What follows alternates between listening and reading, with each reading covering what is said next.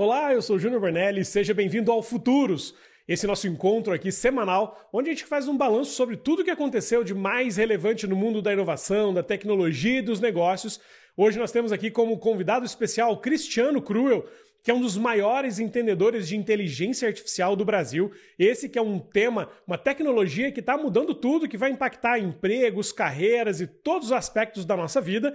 E vamos ter também uma conexão direto com o Vale do Silício, que é o epicentro global do desenvolvimento da inteligência artificial, onde está Maurício Benvenuti, um dos empreendedores mais renomados nesse ramo de tecnologia, que viveu naquela região por muitos anos e está em contato direto com os principais criadores de novas tecnologias e de novos negócios naquela que é a região mais inovadora do mundo. Além disso, faremos uma passagem rápida aqui por muitos dos fatos mais relevantes que aconteceram nesses últimos dias, como, por exemplo, o lucro do Nubank de R$1 bilhão em 2023 e a subida incrível da Nvidia, que em um só dia ganhou valor de mercado equivalente a 2 vezes o valor da Petrobras, além de vários outros fatos relevantes deste mundo de inovação, tecnologia e negócios. Esse é o Futuros, estamos começando mais uma edição do seu boletim semanal de informações sobre inovação, tecnologia e negócios.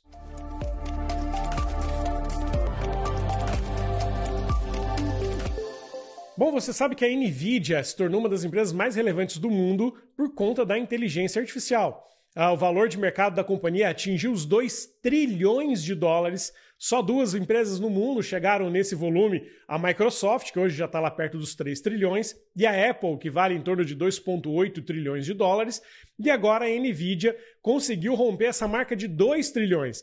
Em um só dia, a Nvidia se valorizou o equivalente ao valor de 2 Petrobras, só para ter uma referência de quanto ela conseguiu crescer, impulsionada pela inteligência artificial. Mas de onde vem todo esse crescimento e por que isso acontece? Primeiro, porque a Nvidia tem 80% do mercado de chips de alta performance que dão suporte à inteligência artificial. Segundo, porque de todas as empresas que produzem, fabricam chips, placas e processadores com essa finalidade, com a finalidade de dar suporte à inteligência artificial, a Nvidia é aquela que é a única que tem mostrado capacidade de produzir em escala e entregar aquilo que vende, ou seja, ela conseguiu provar que tem capacidade produtiva para suportar toda a demanda de inteligência artificial do mundo. Aqui no Brasil, o Nubank também mostrou uma resiliência muito forte ao entregar $1 bilhão, quase 5 bilhões de reais de lucro em 2023. Lembra daquela história de que o Nubank não dá lucro, o Nubank não é rentável, esse negócio não vai funcionar? Já ficou para trás essa visão de que o Nubank não consegue gerar resultados. $1 bilhão, 5 bilhões de reais em 2023, mostra que o banco fundado por Davi Vélez e Cristina Junqueira conseguiu, de fato, atingir um ponto de inflexão que afastar de vez todas as dúvidas de pessoas que não acreditavam nesse modelo. Vale lembrar que o Nubank, além de ter 90 milhões de clientes, quase 90 milhões de clientes no Brasil, já tem mais de 5 milhões de clientes no México, e mais de 1 milhão de clientes na Colômbia, ou seja, o banco ele começou o seu processo de internacionalização e está repetindo aquilo que fez aqui no Brasil nesses outros mercados, justamente para entender, aprender como é esse processo de entrar em outras geografias, se preparando, sem dúvida alguma, para depois fazer passos maiores e para outros lugares, outros mercados, como talvez Estados Unidos e Europa. Aliás, o Nubank ele já é visto não só no Brasil, mas no mundo todo, como o grande disruptor do mercado financeiro global. Poucas empresas atingiram esse patamar de ser consideradas um banco que pode mudar significativamente a maneira como se faz negócios, e o Nubank é um deles. Um dos grandes segredos do Nubank, todo mundo conhece, é o atendimento ao cliente, ou seja, ele encontrou uma maneira diferente de tratar o cliente, de oferecer uma experiência ao usuário. E o segundo é a base tecnológica. O Nubank é um banco criado a partir de uma base tecnológica muito forte, nasceu com o DNA de tecnologia. Isso faz com que ele tenha um custo operacional de servir o cliente muito menor do que os bancos tradicionais. Essa comparação chega a 85%, 90% menos custo de servir um cliente do que os outros bancos.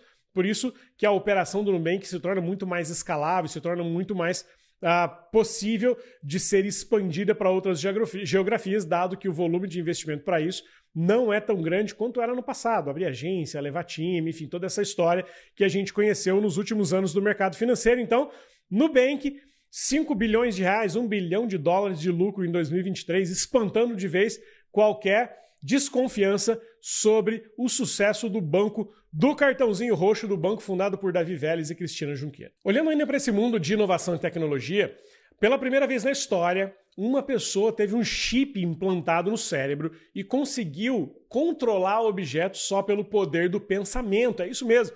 A Neuralink, que é uma das empresas de Elon Musk, né, do bilionário que fundou a SpaceX, a Tesla, né, que envia hoje os foguetes que voltam de ré do espaço, ele tem uma empresa chamada Neuralink que promete, com um chip que é implantado no cérebro das pessoas, fazer com que elas possam controlar objetos à distância, até 10, 15 metros de distância. Esses objetos são conectados por Bluetooth, para que eles possam controlar esses objetos. Qual o objetivo disso?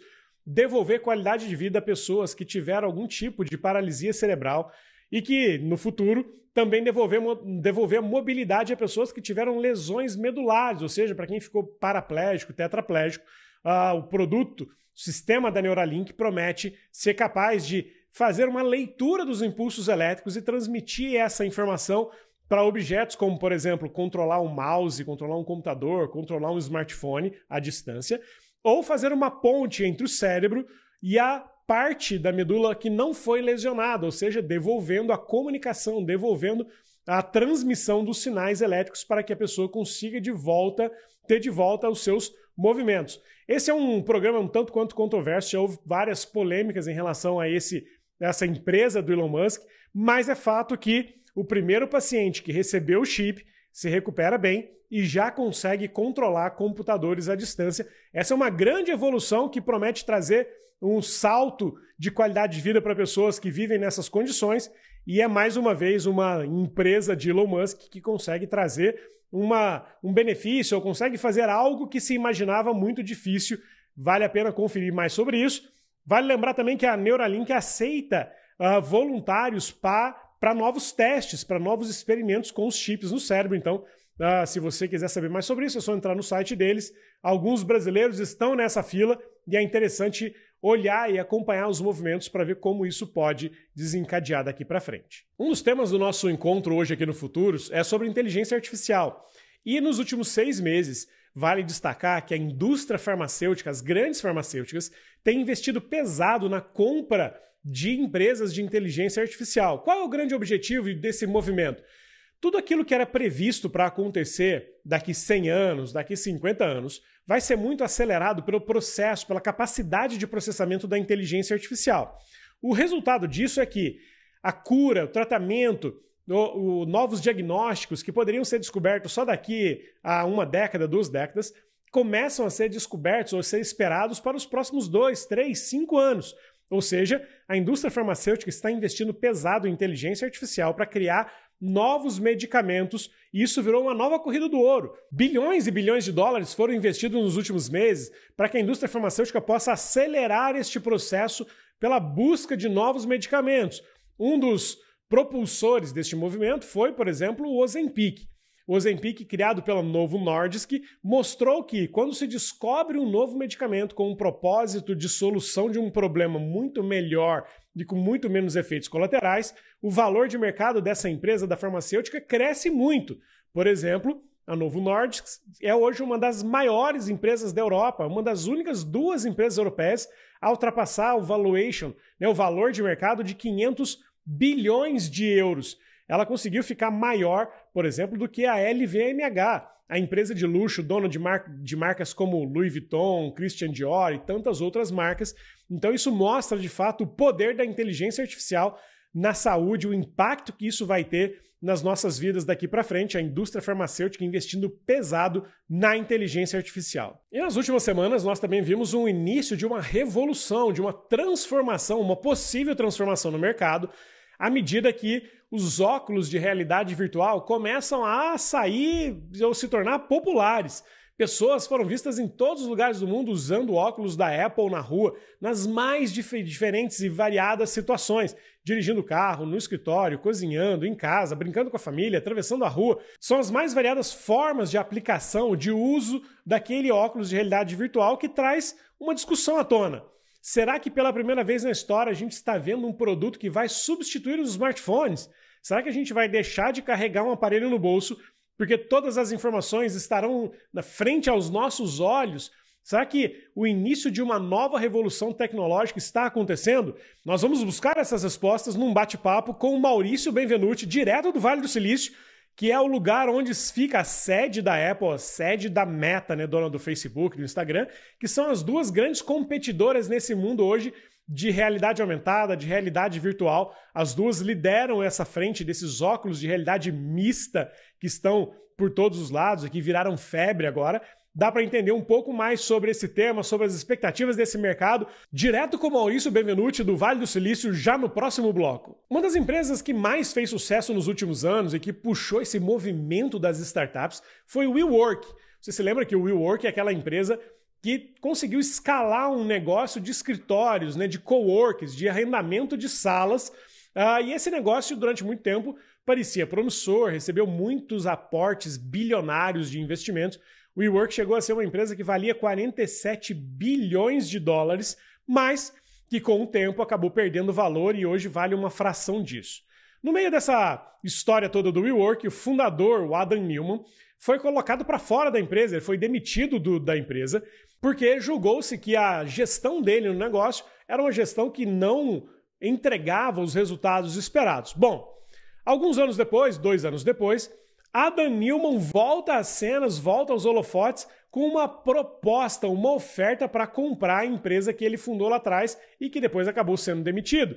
Adam é uma das pessoas mais ricas do mundo hoje, tem um patrimônio pessoal de quase 3 bilhões de dólares e o dinheiro que ele tem, que foi feito lá com a construção do WeWork, vale hoje muitas e muitas vezes mais do que a própria empresa. Ou seja, uma reviravolta aí no mundo da tecnologia, do mundo dos negócios. Adam Neumann, que fundou o WeWork, levou até os 47 bilhões de dólares, mas que depois perdeu tudo, pode voltar ao comando da empresa para tentar resgatá-la ou para tentar continuar o seu processo, o processo que ele acredita da transformação de espaços comerciais em espaços flexíveis, ou seja, de criar novamente um business muito forte de coworking. E um outro fato interessante é que a indústria da música está vivendo uma fase de transição.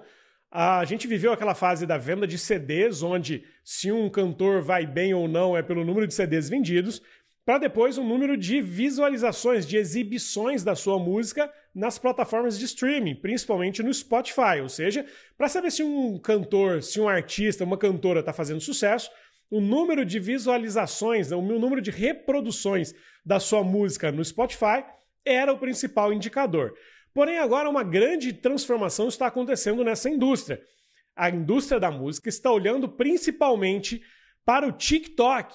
Ou seja, se uma música não viraliza no TikTok, a chance dela se transformar numa música popular e gerar bastante dinheiro e receita diminui muito. Não é mais o Spotify quem diz ou quem dá a indicação de que uma música vai ser sucesso ou não. O TikTok virou uma grande referência nisso. Por que isso está acontecendo? Porque, afinal de contas, no TikTok existem quase 2 bilhões de usuários e o TikTok prende mais a atenção do usuário, porque, afinal, além de música, a gente tem imagem. Além disso, o Spotify tem os usuários que são pagos, em torno de 250 milhões, e um total de usuários de 500 milhões, contando aqueles que não fazem assinatura do serviço, ou seja, é 1/4 da audiência do TikTok. Por isso, uma grande tendência global são as gravadoras olharem primeiro para o TikTok, para o alcance, para a viralização das músicas no TikTok, para depois entender como funciona esse fenômeno no Spotify, criando uma nova tendência nessa indústria. E o Facebook completa 20 anos. Em 2004, Mark Zuckerberg fundou a rede social que mudaria o mundo para sempre. Afinal de contas, não é só uma rede social, mas uma plataforma de negócios. Se você parar para pensar, todo mundo que faz negócio hoje usa Facebook ou Instagram para vender os seus produtos, para anunciar os seus serviços. Além disso, Facebook e Instagram deram início a uma nova indústria, a indústria dos influenciadores, a indústria da produção de conteúdo, fazendo com que milhares de pessoas pudessem ter nessas redes sociais a sua fonte de renda, pudessem gerar riqueza a partir disso. É incrível como Facebook e Instagram transformaram pessoas em verdadeiras emissoras de televisão, gerando muito conteúdo, muita audiência e principalmente muita influência. É óbvio que existem discussões importantes sobre questões éticas, sobre a influência das redes sociais na vida das pessoas, das crianças, mas é inegável dizer que, de 2004 para frente, um novo mercado surgiu a partir da criação do Facebook. 20 anos de criação do Facebook, depois da junção com o Instagram e com o WhatsApp, que faz da Meta, né, hoje o novo nome do Facebook, o maior conglomerado de mídia do mundo. Afinal de contas, essa companhia vale mais de $1 trilhão e tem 42% da população global como usuário de um dos seus serviços, ou seja, Facebook, Instagram ou WhatsApp. Imagina uma empresa que tenha 42% da população global usando um dos seus serviços. É incrível o negócio criado por Mark Zuckerberg e é incrível o poder concentrado na mão de uma pessoa só, na mão de um único grupo. Por isso, ao longo desses 20 anos, entre polêmicas e coisas positivas, Mark Zuckerberg esteve sempre nos holofotes, seja pela criação, inovação e disrupção que causou no mercado, seja por questões éticas ligadas ao poder, à influência e o impacto das redes sociais, ou seja, do uso exagerado das redes sociais nas nossas vidas. Ainda sobre inteligência artificial, vale destacar o novo lançamento da Samsung, o Galaxy AI. Olha só, lembra aquele problema que muitas pessoas têm no Brasil, por exemplo, só 5% da população fala inglês. Imagina aquele problema que você tem para se relacionar com pessoas que falam outro idioma. Quero ligar para alguém agora, por exemplo, na França, mas eu não falo francês. Como é que eu posso organizar, tangibilizar, transformar essa comunicação em algo viável? Esse novo smartphone da Samsung, potencializado por inteligência artificial, permite isso. Ao fazer uma ligação para alguém que vive na França e fala francês, você escolhe qual idioma você fala e qual idioma que a pessoa que está do outro lado vai ouvir, e vice-versa, ou seja, você fala em português, lá compreende-se em francês, o francês que é falado lá, você entende em português. Além disso, você pode incluir legendas no seu idioma ao longo da chamada, se for uma chamada de vídeo, por exemplo. É incrível como a inteligência artificial vai gerar oportunidades para pessoas em todo o mundo, em todas as áreas. Este é um pequeno exemplo de como isso pode melhorar a comunicação global, aproximar pessoas, permitir novos negócios, permitir novas aproximações relacionadas a serviços, oportunidades de carreira, oportunidades de estudo. Muito interessante essa nova tecnologia colocada pela Samsung no Galaxy AI. Você já deve ter percebido também que existe uma nova tendência no Brasil, a tendência dos name rights, ou seja, da venda do direito de nome, do direito de marca de alguns ícones como estádios de futebol, estações de metrô, enfim. Esse negócio está se popularizando aqui no país. Começou timidamente, talvez o primeiro grande movimento tenha sido o Allianz Parque, o estádio do Palmeiras, que carrega o nome de uma seguradora, né, de uma empresa de seguros. Depois a gente viu a Neoquímica Arena do Corinthians, com o nome de uma indústria farmacêutica. E a gente começa a ver vários outros movimentos disso. Os dois mais recentes foram o Morumbi, que fez uma parceria com a Mondelez, que é a fabricante do Bis, do chocolate Bis, e o Morumbi agora se chama Morumbis. E também o Mercado Livre, que fez uma parceria com o Pacaembu, comprou o direito de chamar a Arena Pacaembu de Mercado Livre Arena. Por 30 anos, o estádio do Pacaembu, o estádio municipal do Pacaembu, vai se chamar Mercado Livre Arena. Esse movimento, como eu disse, está se tornando tão popular e comum no país que chegou até as estações de metrô. As estações estão recebendo nomes, por exemplo, Estação Paulista já é a Estação Paulista Pernambucanas. A Estação Saúde já é a Estação Saúde Ultrafarma. Ou seja, cada vez mais as marcas estão entendendo que associar os seus nomes a ícones ou a locais de grande movimentação, a locais onde as pessoas passam o tempo todo, toda hora, pode fazer sentido e pode abrir, de fato, um novo mercado cheio de oportunidades aqui no Brasil. E agora uma curiosidade do mercado automotivo, do mercado de carros. A BYD acaba de lançar um carro, uma nova versão de um veículo chamado U8, que é um off-road, né, um SUV, que vem com um drone acoplado. É isso mesmo. O carro tem um drone acoplado ao teto, em que em algum momento, através de um comando no painel de multimídia do carro, você libera o drone, ele decola sozinho e passa a acompanhar o veículo, fazendo imagens lá de cima, mostrando tudo sobre o seu trajeto. Isso pode ser usado para duas finalidades principais. Primeiro, se você é um aventureiro e está fazendo trilha, para filmar o seu trajeto, filmar a sua experiência, fazer vídeos e imagens. E segundo, para que o drone possa mostrar obstáculos à frente. Se você está numa trilha, o drone consegue mostrar dezenas de metros, centenas de metros à frente, se existe um bloqueio, se existe uma enchente, se existe algo que possa impedir o carro de seguir em frente. É óbvio que isso é um dos exageros tecnológicos, isso é muito mais do ponto de vista marqueteiro e para mostrar tecnologia do que de praticidade de fato, mas é interessante ver como a BYD está trazendo esses elementos tecnológicos para os seus carros.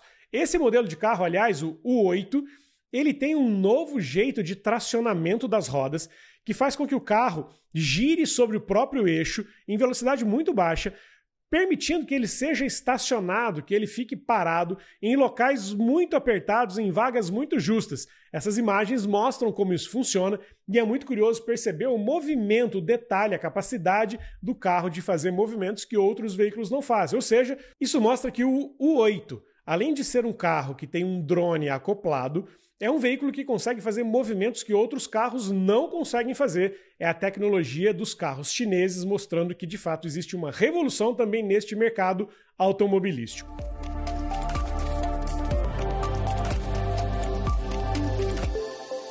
Bom, chegou a hora da gente entender mais sobre esse mercado dos óculos de realidade mista, realidade virtual. A gente viu o movimento nos últimos dias de milhares de pessoas usando o óculos da Apple, né, o Vision Pro, nas mais variadas situações, dirigindo, atravessando a rua, cozinhando. É a hora da gente nos conectar com o Maurício Benvenuti, direto lá do Vale do Silício, o centro, o epicentro global de onde estão surgindo essas novas tecnologias. Maurício, seja muito bem-vindo ao Futuros.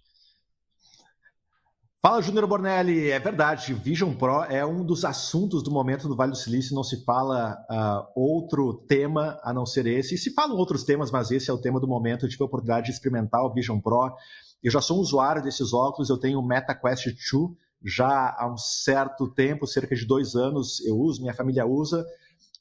O Vision Pro ele oferece uma experiência diferente, assim, o que surpreende, sabe, Júnior? É você colocar o óculos e com a tua visão, você começa a olhar para as coisas e você seleciona com a tua íris. É o movimento do teu olho que vai selecionando, vai fazendo você ir para onde você quer. Então, essa foi a primeira impressão, assim, breakthrough, que eu tive quando eu coloquei o óculos e eu senti, cara, eu não preciso de mouse, eu não preciso de mão, eu não preciso... É o meu olho, é para onde eu olho e vai selecionando aquilo que eu quero. Então, a primeira impressão foi muito positiva. Ainda tem a primeira versão do produto, o produto ele é um pouco pesado, então ele incomoda depois de um certo tempo. 20, 25 minutos começa a doer um pouco essa parte aqui do rosto, ou seja, é um desafio. A bateria é externa, quer dizer, você pensa em Apple, que é algo muito... Apple tudo funciona, é tudo muito simples. A bateria externa parece que não é um padrão Apple, então possivelmente as próximas versões do produto isso deve ser resolvido, mas como uma primeira impressão muito positiva, como usuário, gostei bastante. Maurício, é muito interessante você colocar dessa maneira, porque, como você disse, a Apple sempre foi reconhecida pelo design dos seus produtos, né, pela praticidade, a facilidade de uso, e como você mostra e que muita gente disse, o Vision Pro ele traz alguns desafios para o usuário. A experiência, ninguém nega que tenha sido incrível, que é sensacional, mas tem esses desafios. Você acha que a Apple se acelerou esse processo de lançamento do Vision Pro de olho na competição com a Meta, né, com o lançamento do Quest 3? Ou você acha que não, poxa, que a primeira versão é assim mesmo? Qual que é a tua visão sobre isso?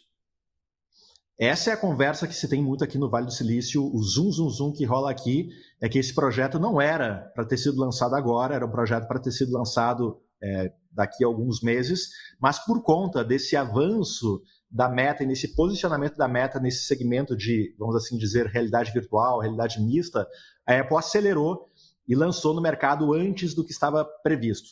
Apesar da Apple já trabalhar nesse projeto, né, Júnior, desde 2007. Né? Quando o primeiro iPhone foi lançado, a Apple começou o projeto da realidade mista com o desenvolvimento dos óculos. Uma diferença para mim bastante significativa é que eu tenho o Meta Quest 2.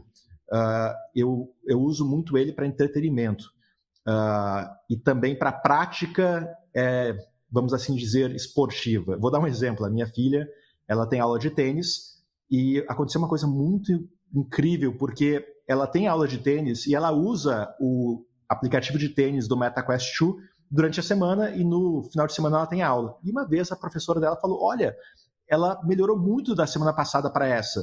O que ela fez? Eu disse, olha, ela treinou no Meta Quest 2. E a professora ficou muito surpresa, porque ela disse, pô, realmente ela melhorou bastante. Então, Sob o ponto de vista do usuário, eu vejo o MetaQuest 2, agora tem a versão 3, muito orientada para entretenimento, tem toda a parte de games, é incrível, tem as atividades físicas que você pode fazer. O que eu observei do Vision Pro? Eu realmente vi ali um caminho para ele entrar no que diz respeito no trabalho das pessoas. O que eu não havia visto no MetaQuest 2, que é a versão que eu tenho do Quest, no Vision Pro eu vi. Ainda não por conta dos desafios que eu já compartilhei aqui, do peso, da bateria, mas, Júnior, eu vi que ali tem um caminho, o Vision Pro tem um caminho, tem uma rota para que esse produto possa ser inserido realmente no trabalho das pessoas, que eu até agora não vi no MetaQuest 2. Maurício, é muito legal, porque também foi uma percepção que eu tive aqui, de que, pela primeira vez, a gente consegue encontrar num óculos de realidade mista, realidade virtual, uma utilidade prática, né? Poxa, para brincar é legal, para entretenimento é legal, mas aquilo que são coisas que se eu não tiver, tá tudo bem, né?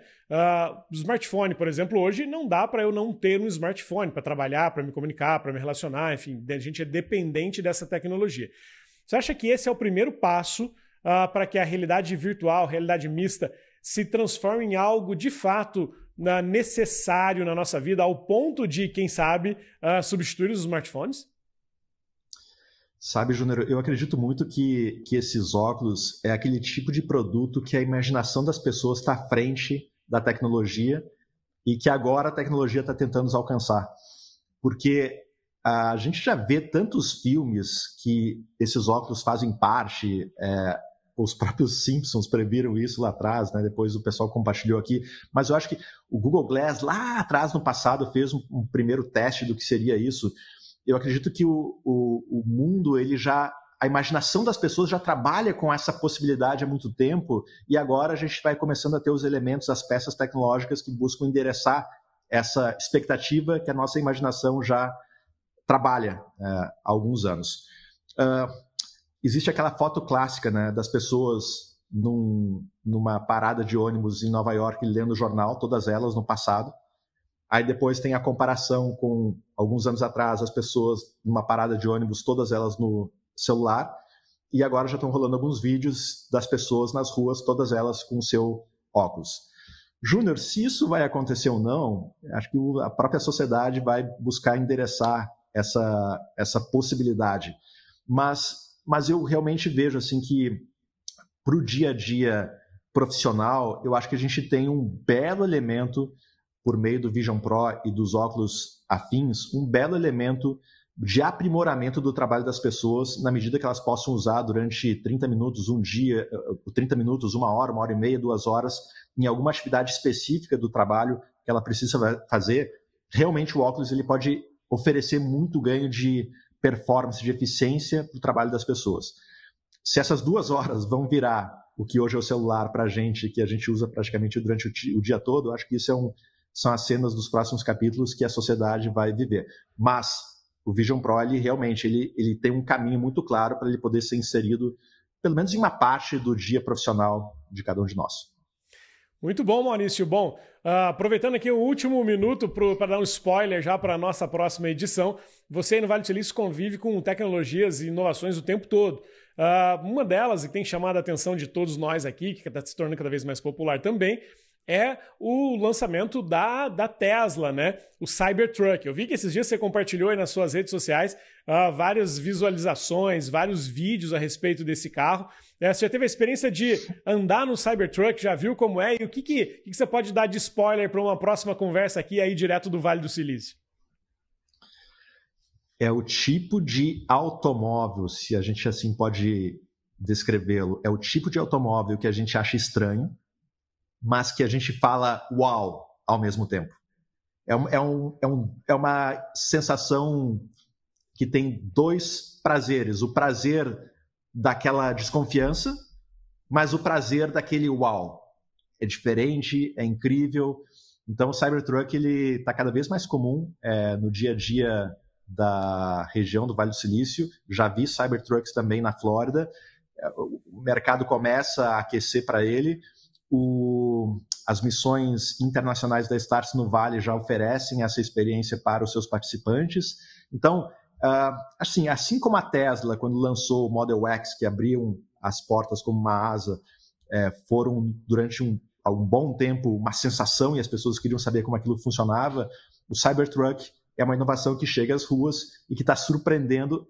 É impressionante, porque o carro passa na rua e todo mundo tira foto, olha, ou seja, na primeira impressão as pessoas acham estranho, caramba, isso aqui é um caminhão, é feio, é bonito, mas assim, todo mundo acha, uau, é diferente. Então o Cybertruck está presente nas ruas e cada vez mais na vida das pessoas, pelo menos no Vale do Silício. Muito bem, Maurício, direto do Vale do Silício. Muito obrigado, Maurício, pela sua participação aqui. Conto contigo aí para os próximos programas, para os próximos episódios, fazendo sempre as maiores atualizações, as inovações da região mais inovadora do mundo. Muito obrigado, Maurício. Estamos juntos. Valeu, Júnior.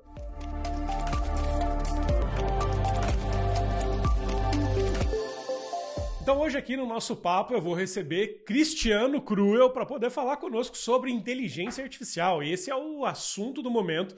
Todo mundo quer saber como a inteligência artificial vai impactar o emprego, o modo como a gente faz negócios e o que a gente está observando sobre isso ao redor do mundo. Cristiano Kruel, seja muito bem-vindo. Obrigado, e debater um tema desse, eu acho que é um tema intrigante, um tema que está na moda, mas eu acho que um tema extremamente relevante para todo mundo aí. Eu fico refletindo rápido, Júnior, eu não consigo ainda entender alguma coisa como inteligência artificial, uma coisa tão relevante que tem capacidade de impactar todas as indústrias, setores, negócios, funções e profissões. Bom, o Cristiano Kruel é uma das pessoas que mais entende de inteligência artificial hoje no Brasil, faz palestras sobre isso em vários lugares, em várias empresas, e é super bom entender e conhecer um pouco da tua visão sobre isso. Kruel, pra gente começar esse papo aqui, inteligência artificial parece que é coisa só de gente de tecnologia, mas virou conversa de padaria, né? Você consegue explicar pra gente em 3 minutos o que é a inteligência artificial e como é que esse negócio funciona? É interessante, mas nessas conversas, nesses debates, se você for assim, chegar numa conversa, numa festa, na empresa, em um clube, e tiver um grupo falando sobre inteligência artificial, é bem possível que a conversa esteja andando em 3 níveis. Assim. Ou é uma conversa sobre a tecnologia, o que é, como é que faz, como é que funciona, que eu acho que a gente deveria insistir. Ou é uma conversa econômica, que impactos isso tem em eficiência, produtividade, novos negócios, eventualmente até no trabalho. E às vezes no terceiro ela toca que ela é mais filosófica. É o papel de nós humanos, o que vai acontecer com a humanidade, isso emburrece ou isso faz a gente subir nos ombros dos gigantes. Então acho que nesses 3 níveis, eu acho que são 3 conversas importantes. Só que a gente tem que separar, porque se as 3 conversas entrar na mesma frase, fica muito confuso, né, Júnior? Eu acho que você colocou bem assim, tem um nível do entendimento, um nível de como isso afeta, um nível de como isso nos torna produtivos. Se a gente olhar hoje no mundo, tudo está girando em torno de inteligência artificial. A gente vê as empresas falando muito sobre isso, né?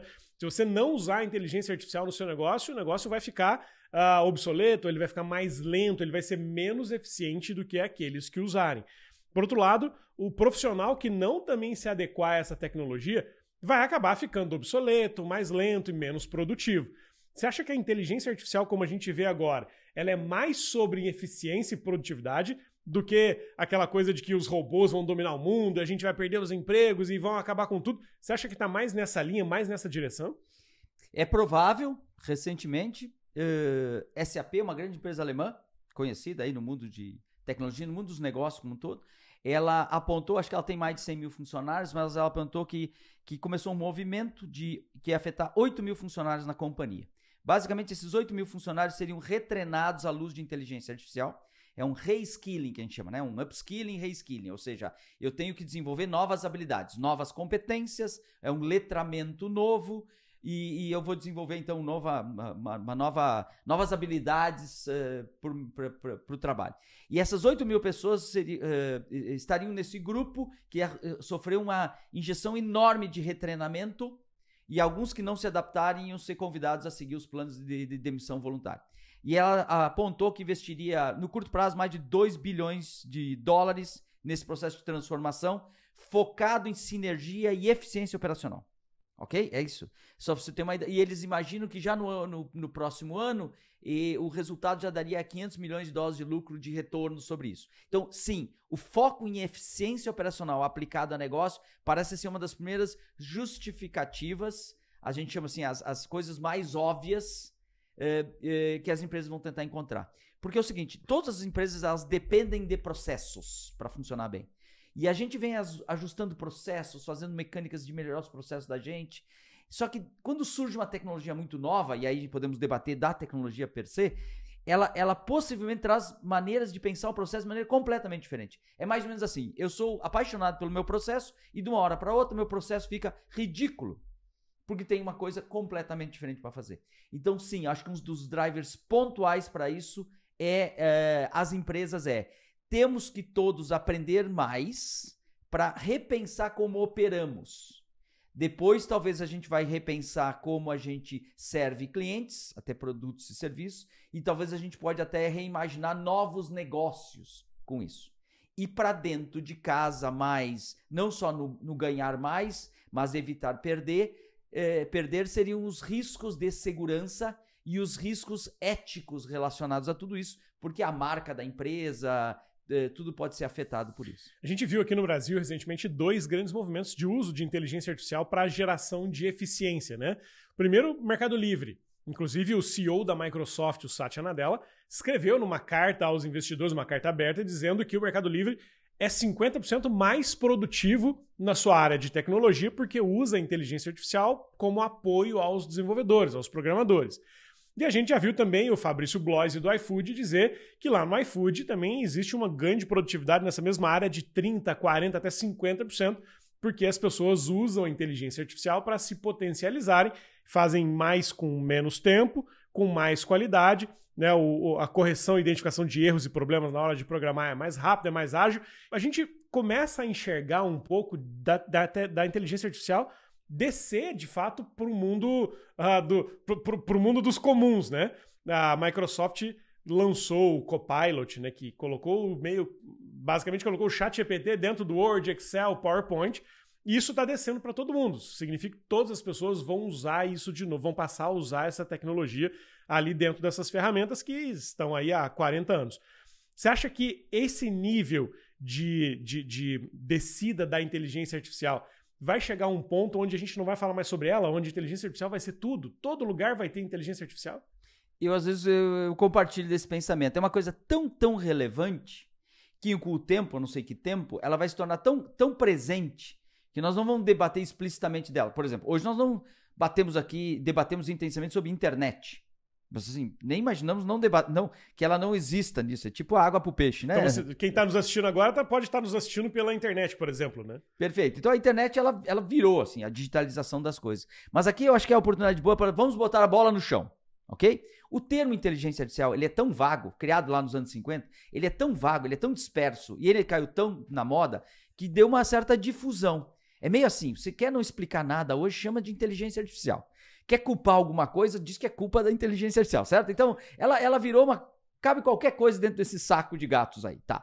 Mas vamos lá. Essencialmente, existem, e infelizmente nós temos que reconhecer, todo mundo que é profissional, gente assim que olha tem olhar crítico para isso, tá? Não compra mensagem pronta. É o seguinte, inteligência artificial, a gente gosta de dizer assim, puxa, já aprendi, já implantei, já usei. Eu acho que são expressões que estão erradas. A gente vai ter que começar a dizer assim, estou aprendendo, porque ainda não está pronto. Estou usando, né? Estou implementando. Agora, a gente fala muito, há 2 anos atrás, se a gente pudesse imaginar, voltar 2 anos no tempo, a gente não estaria falando sobre inteligência artificial como a gente está hoje. Isso significa que o futuro, ele muda o tempo todo. A gente está o tempo todo reescrevendo o futuro. A gente pode acabar esse papo aqui, sair, dar uma pesquisada na internet e ver que surgiu uma nova tecnologia, um novo modelo de IA que deixou tudo isso aqui que a gente falou obsoleto, porque a velocidade da transformação ela é muito grande. Como é que a gente consegue hoje enxergar um pouco do futuro da inteligência artificial e o que a gente precisa fazer agora para que esse futuro aconteça para nós? A gente precisa fazer parte desse futuro, mas temos que tomar decisões hoje para conseguir, de fato, ser relevante lá na frente. Qual é o primeiro passo? Como é que eu entro nesse mundo da inteligência artificial?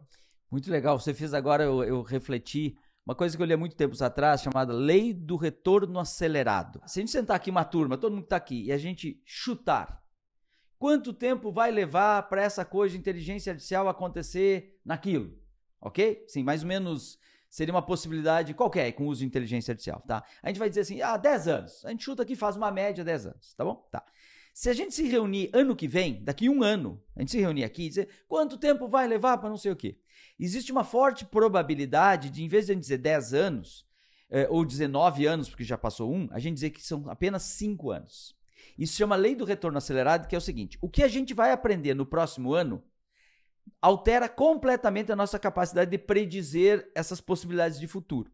Então, talvez a melhor resposta para isso nós precisamos ter um ritmo de letramento, de aprendizado, de descoberta, de observação de sinais, de ver sinais do mundo, de um jeito muito diferente do que já foi. Hoje, especificamente sobre inteligência artificial, se você é profissional de qualquer área, se você é empresário de qualquer setor, trabalha em qualquer organização, eu acho que é uma humildade para reconhecer que a gente não sabe disso e buscar aumentar o letramento. Inteligência artificial não é um problema de tecnologia, não é um problema de TI.